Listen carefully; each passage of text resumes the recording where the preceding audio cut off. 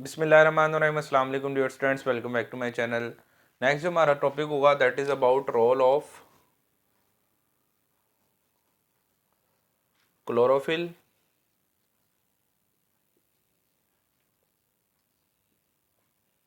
And light.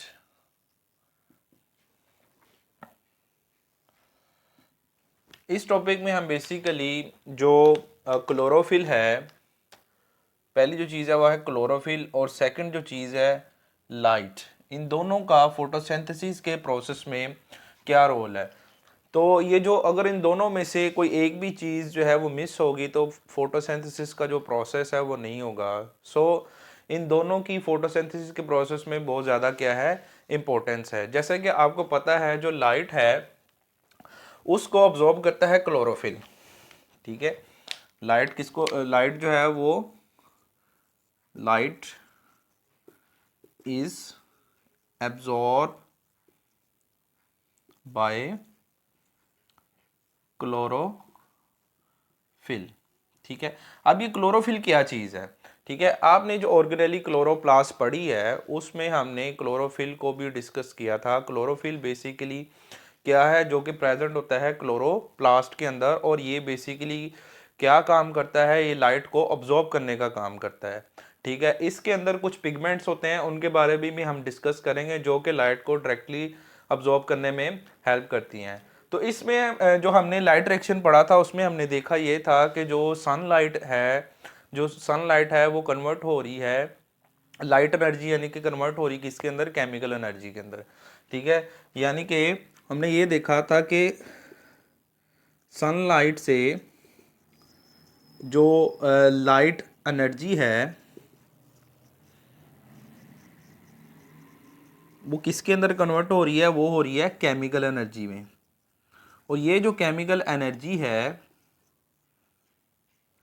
जिससे ATP और NADPH बने थे, ये केमिकल एनर्जी जो है ये आगे फोटोसिंथेसिस के प्रोसेस में क्या कर रही है, हेल्प कर रही है, फोटोसिंथेसिस के प्रोसेस को आगे लेके चल रही है। ठीक है, तो लाइट का जो है वो बहुत अहम रोल है फोटोसिंथेसिस के प्रोसेस में और लाइट रिएक्शन के अंदर। और क्लोरोफिल वो जगह है जहाँ पे लाइट जो है वो अब्जॉर्ब होती है और लाइट रिएक्शन जो है स्टार्ट होके आगे प्रोसेस फोटोसिंथेसिस का जो है वो शुरू होता है। तो अगर हम क्लोरोफिल की बात करें तो हमने जब लाइट रिएक्शन में पढ़ा था कि जो क्लोरोफिल होते हैं, जो लाइट है इन क्लोरोफिल के मॉलिक्यूल्स के ऊपर आके क्या करती है, बम्बार्ड करती है in the form of photons. ठीक है, फोटॉन्स की फॉर्म में जो लाइट है इन क्लोरोफिल के मॉलिक्यूल्स के ऊपर आके क्या करती है, पड़ती है। ठीक है, और इससे फिर जो है वो लाइट रिएक्शन है वो स्टार्ट होता है।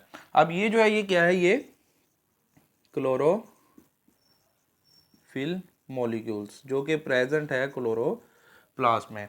अब क्लोरोफिल जो है ये बेसिकली इसके अंदर कुछ पिगमेंट्स होते हैं, ठीक है, जिनको हम नाम देते हैं फोटोसिंथेटिक पिगमेंट्स का। क्या नाम देते हैं हम इनको, there are some photosynthetic pigments. ठीक है, फोटोसिंथेटिक पिगमेंट्स होते हैं जो कि लाइट को ऑब्जॉर्व करते हैं। अब ये पिगमेंट क्या होता है बेसिकली, अगर हम सिंपल सिर्फ इस पिगमेंट की बात करें कि जो पिगमेंट है ये क्या होता है, तो पिगमेंट को हम इस तरीके से डिफाइन करते हैं, द सब्सटेंस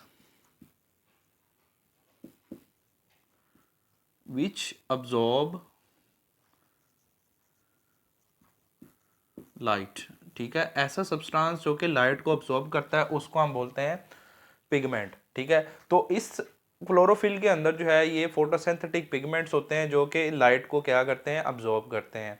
ठीक है, अब पिगमेंट जो है ये बेसिकली डिफरेंट टाइप्स के होते हैं, जैसे कि हमारे पास है क्लोरोफिल ए।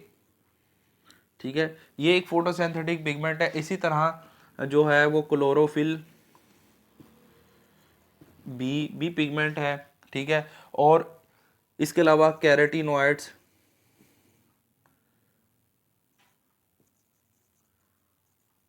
ये भी क्या है, फोटोसिंथेटिक पिगमेंट है। लेकिन इनमें जो मेन फोटोसिंथेटिक पिगमेंट है वो है क्लोरोफिल ए। ये जो क्लोरोफिल ए है इसको हम बोलते हैं फोटोसिंथेटिक पिगमेंट, और जो बाकी क्लोरोफिल बी है या कैरोटीनॉइड है इनको हम बोलते हैं एसेसरी पिगमेंट्स। इनको हम क्या बोलते हैं? Accessory pigments.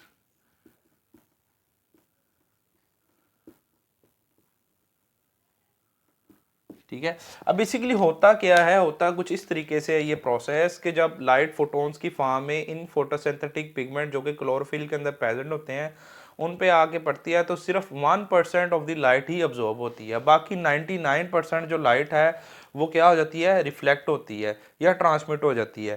ठीक है, यानी कि जो सनलाइट से आने वाली जो लाइट है ओनली 1%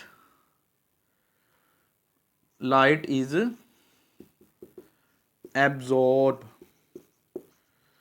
ठीक है, रेस्ट या 99% जो है ये क्या होती है? ये रिफ्लेक्ट हो जाती है। ठीक है, अब ये जो 1% लाइट है ये कौन ऑब्जॉर्व कर रहा है? ये क्लोरोफिल ए ऑब्जॉर्व कर रहा है।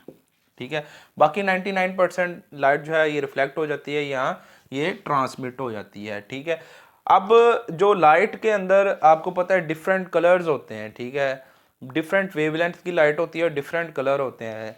उनमें जो ब्लू और रेड कलर है, लाइट में प्रेजेंट जो ब्लू और रेड कलर है वो क्लोरोफिल ए जो है ये अब्जॉर्ब करता है, और वो ही मेन कलर है जो कि फोटोसिंथेसिस के अंदर जो है वो हेल्प करते हैं। यानी कि मेन जो लाइट के अंदर कलर अब्जॉर्ब हो गए वो रेड और ब्लू होंगे।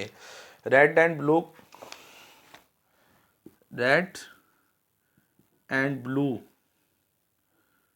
Colours light is absorbed by chlorophyll A molecule। जो फोटोसिंथेटिक पिगमेंट है क्लोरोफिल ए वो रेड और ब्लू कलर की लाइट को क्या करेगा? अब्जॉर्ब करेगा। बाकी जो लाइट है डिफरेंट वेवलेंथ की वो rest of the chlorophyll B या कैरोटीनॉइड्स हैं ये इनको, जिनको हमने एसेसरी पिगमेंट्स कहा है, ये उनको अब्जॉर्ब करेंगे। ठीक है, तो ये बेसिकली इसका रोल है क्लोरोफिल का और लाइट का फोटोसिंथेसिस के अंदर। मैं फिर से थोड़ा सा रिवाइज कर देता हूँ कि लाइट जो है ये क्लोरोफिल के जो मॉलिक्यूल्स हैं जो कि क्लोरोप्लास्ट में प्रेजेंट हैं थाइलाकोइड मेम्ब्रेन पे, ये क्या करते हैं? ये उनको अब्जॉर्ब करते हैं।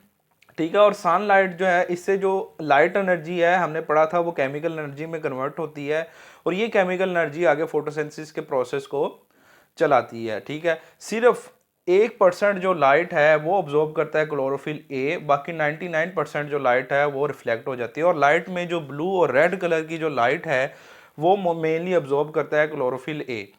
ठीक है, इसी तरह जो दूसरे पिगमेंट्स इनको हमने क्लोरोफिल बी या कैरोटीनॉइड्स हैं ये एसेसरी पिगमेंट्स हैं। अब इनके अंदर क्या चीज़ होती है? इनके अंदर जो क्लोरोफिल के मॉलिक्यूल है इनके अंदर बेसिकली फोटो सिस्टम्स प्रेजेंट होते हैं। क्या होते हैं? फोटो, ये फोटो सिस्टम्स जो हैं ये फोटो सिस्टम जिनके अंदर पिगमेंट्स होते हैं, ये फोटो इन पिगमेंट्स को, इन जो पिगमेंट्स हैं इनको नाम दिया है बेसिकली फोटो सिस्टम्स का। यही लाइट को ऑब्जॉर्व करने में हेल्प करते हैं और इस प्रोसेस को आगे जो है ये रन करते हैं। तो ये रोल है बेसिकली क्लोरोफिल का और लाइट का फोटोसिंथेसिस के प्रोसेस के अंदर।